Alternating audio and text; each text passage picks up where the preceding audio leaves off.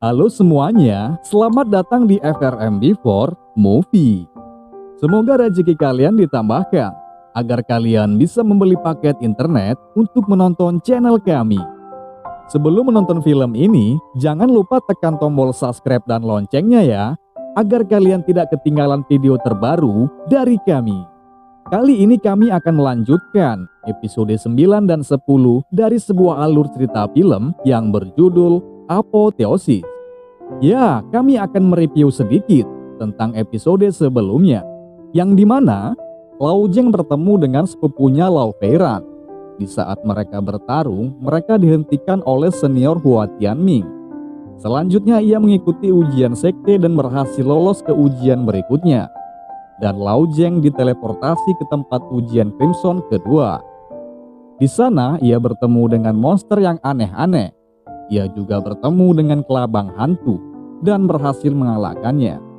Setelah itu Zhuge menemui Lao Zheng secara langsung dan mengeluarkan singa emas raksasa yang kultivasinya jauh di atasnya. Bagaimana kisah selanjutnya dari MC kita? Tidak usah berlama-lama lagi, langsung saja kita saksikan. Semoga kalian terhibur.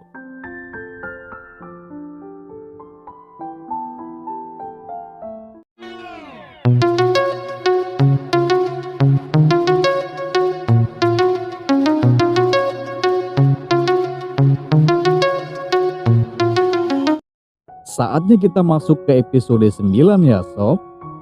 Terlihat bulan janda sedang menyinari alam di sekitarnya.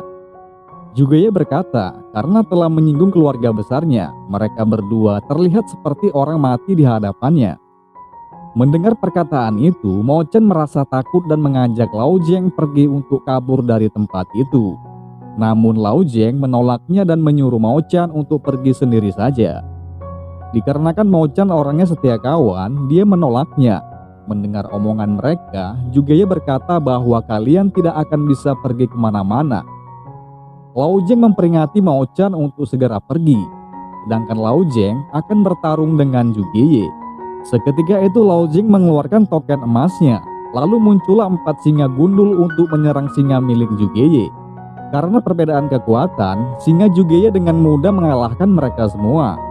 Melihat kejadian itu, Mo Chen pergi dengan berniat mencari senjata untuk membantu Lao Zheng. Namun Lao Zheng memperingatkannya agar tidak kembali. Scene berganti di ruang pengawas instruktur. Su Lingyun, instruktur dari puncak hujan gerimis, melihat Lao Zheng dari sebuah cermin lalu mengatakan bahwa dia sangat tampan dan menarik. Seketika ia dan para instruktur lainnya pun kaget setelah melihat pertarungan Lao Zheng dari cermin tersebut. Karena sebelumnya kita telah melihat para singa gundul milik Lao Zheng telah dikalahkan oleh singa milik Zhuge. Sebelumnya, ketika roh monster yang dikeluarkan dari token telah meninggal, penggunanya juga akan dikeluarkan dari tempat tersebut.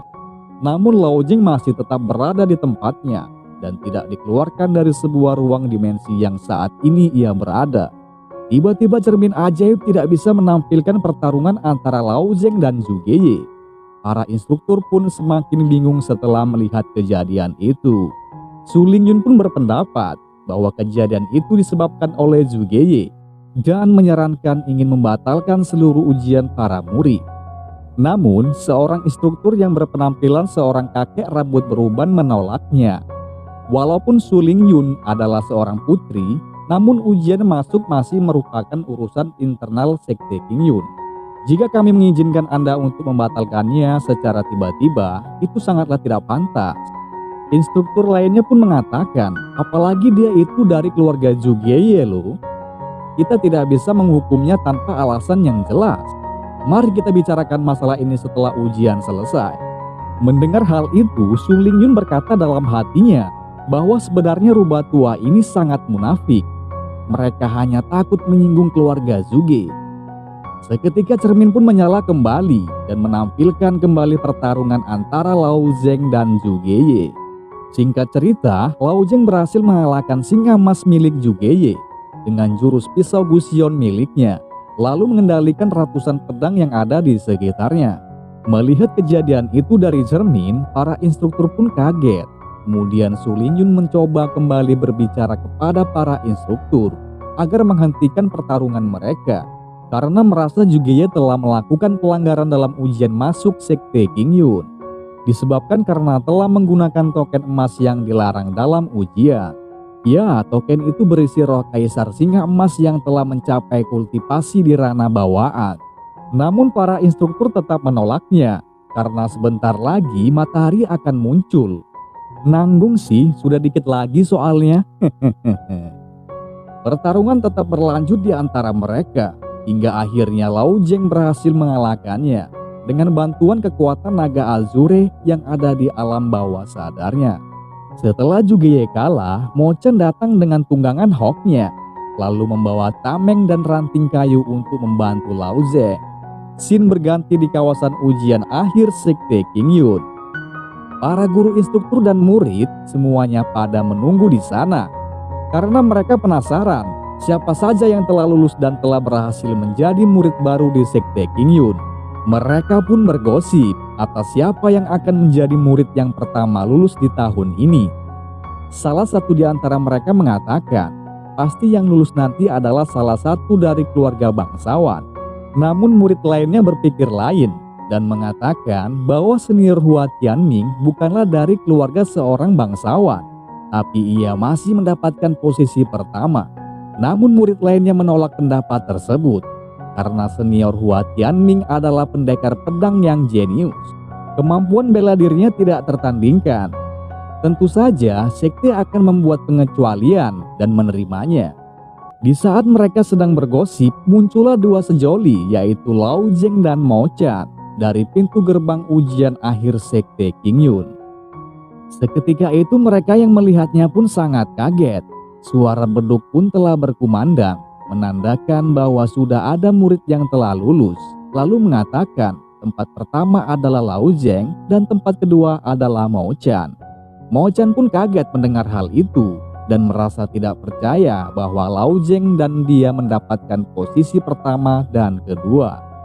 Lalu Lao Zheng meyakinkan Mo Chen bahwa itu adalah kebenaran yang mutlak. Kemudian Lao Peran muncul dan terlihat sangat marah karena melihat Lao Zheng telah berhasil lulus dan mendapatkan posisi pertama. Serta murid-murid yang mengikuti ujian dari Sekte Qingyun keluar satu persatu dan telah berhasil lulus. Setelah itu, Su Lingyun dan para instruktur lainnya juga keluar untuk melihat para murid yang telah lulus. Lalu ia mendekati Lao Zheng dan menanyakan suatu hal. Selama mengikuti ujian bulan darah, apakah kau bertemu dengan binatang hantu, yaitu Kaisar Singa Emas di ranah bawaan? Seketika itu Jugeye keluar dengan berjalan tertati-tati dan menjadi peserta akhir yang lulus dari ujian Sekte Qingyun dengan peringkat ke-100. Wadidaw. Melihat kejadian itu, para murid merasa heran dan tidak menyangka bahwa Jugeye dari keluarga besar bangsawan mendapatkan kelulusan di peringkat terakhir. Setelah itu ia mendekati Lao Zheng dan mengancamnya. Seketika Su Lingyun menegurnya karena Jugeye telah melakukan kecurangan dengan menggunakan token singa emas di ranah bawaan dan tidak suka atas sikap Jugeye terhadap Lao Zheng. Lalu bertanya, dari mana ia mendapatkan token emas tersebut? Mendengar pertanyaan itu, ia pun merasa gugup. Oke, selanjutnya di episode 10 ya sob. Terlihat scene di tempat akhir ujian Sekte Qingyun. Su Lingyun mengatakan bahwa setiap formasi ilusi pada ujian diawasin oleh pengawas khusus agar menghindari kecurangan. Seketika gelang yang digunakan oleh Jugeye tertarik dan terbang ke arah Su Lingyun. Dan sebenarnya gelang itu bernama cincin jaring surgawi. Gelang tersebut hanya diberikan pada murid khusus dari Sekte Qingyun. Dan dari mana kau mendapatkan gelang ini? Mendengar itu murid lainnya pun mulai bergosip lagi. Mereka mengatakan bahwa keluarga Zuge adalah salah satu dari 7 keluarga besar. Mereka sangat kaya hingga memiliki sumber daya yang sangat melimpah. Tetapi mengapa masih saja berbuat curang?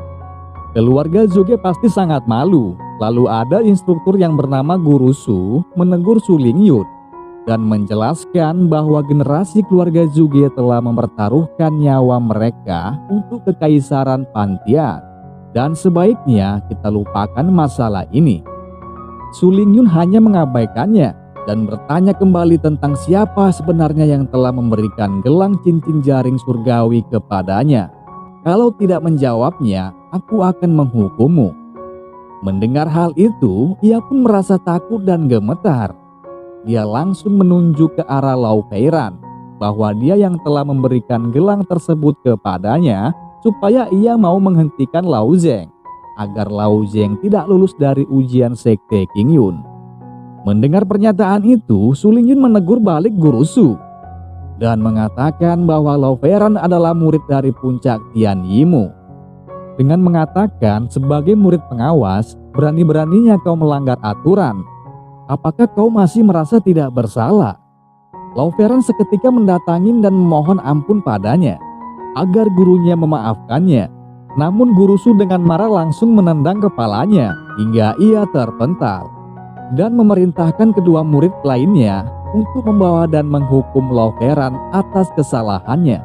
Seketika terdengar pengumuman bahwa ujian sekte Qingyun telah berakhir dan para guru puncak dipersilakan untuk memilih murid yang telah lulus. Setelah kejadian itu, scene berganti di tempat air terjun yang sangat indah. Terlihat Su Lingyun yang sedang berjalan menuju kediamannya. Namun ia dihadang oleh Lao Zeng dan Mao Qian. Seketika Lao Zeng dan Mao Qian memberikan hormat kepadanya dan memohon agar Su Lingyun menerima mereka berdua menjadi muridnya dan memasuki puncak hujan gerimis.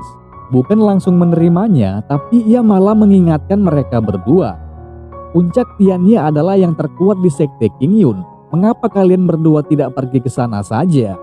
Akan tetapi malah memilih puncak hujan gerimisku, jawab Su Lingyun. Mendengar hal itu, Lao Zeng mengatakan bahwa peringkat tidaklah penting baginya dan malah merayu dan memuji Su Lingyun bahwa ia adalah orang yang berhati baik dan orang yang sangat cantik parasnya. Wadidaw. Bahkan bersedia membela kami yang bukan siapa-siapanya. Ini menjelaskan bahwa puncak gerimis adalah orang-orang yang jujur dan benar. Su Lingyun langsung terdiam dan berkata dalam hatinya, sebenarnya Lao Zeng ini orangnya sangat jujur dan tampan. Su Lingyun yang berniat untuk menghukum mereka berdua langsung membatalkan niatnya. Karena sebelumnya dia sudah mengetahui bahwa Lao Zeng dan Mao Qian telah mencuri token dari keluarga bangsawan. Su Lingyun pun menerima mereka berdua untuk menjadi muridnya dan menyuruh mereka untuk mengikutinya. Seketika baju mereka berdua berubah, yang menandakan mereka berdua telah menjadi murid dari sekte Qingyun. Terlihat dari kejauhan, Zhuge Ye sedang mengawasi mereka dan ingin membalaskan dendamnya kepada Lao Zeng karena telah mempermalukannya di depan umum.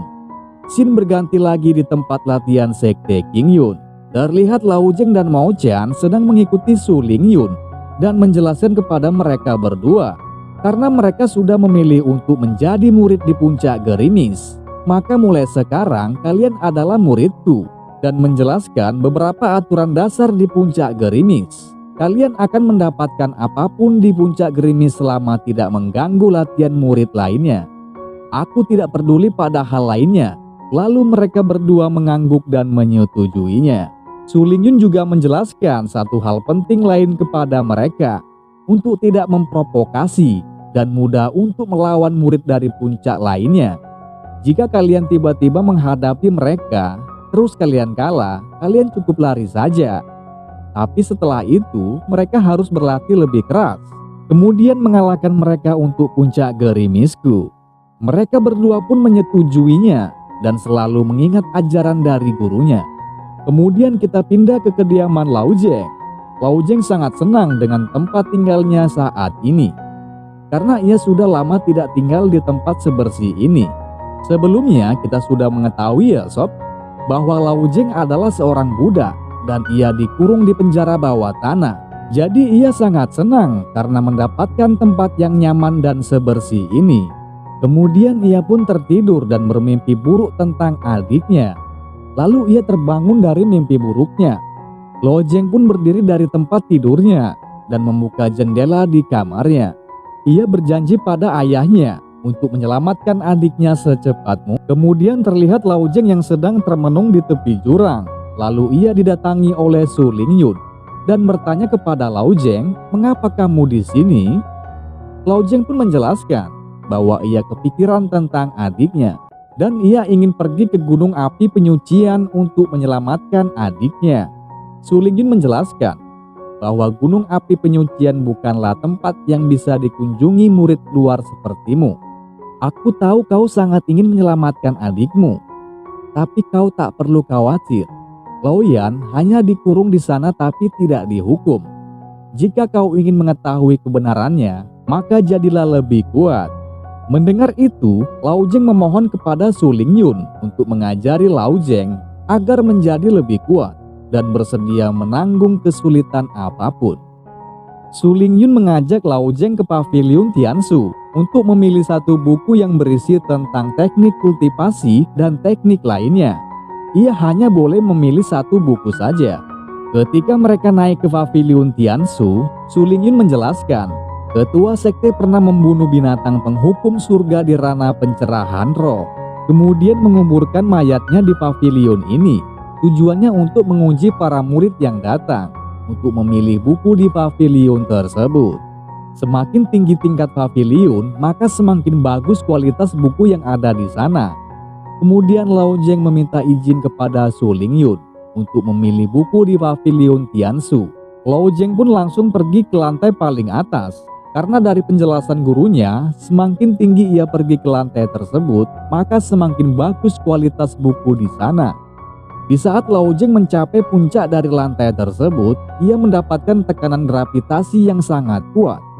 Namun ia terus berusaha dan berdoa untuk mendekati kotak yang berisi buku di hadapannya. Ketika ia berhasil menyentuhnya, ia masuk ke alam bawah sadar dari kekuatan buku tersebut. Seketika Lao Zeng dikelilingi oleh 8 patung Buddha. Namun patung Buddha tersebut menghilang dengan seketika. Dan akhirnya muncul sosok banteng bermata 3 yang berwarna merah.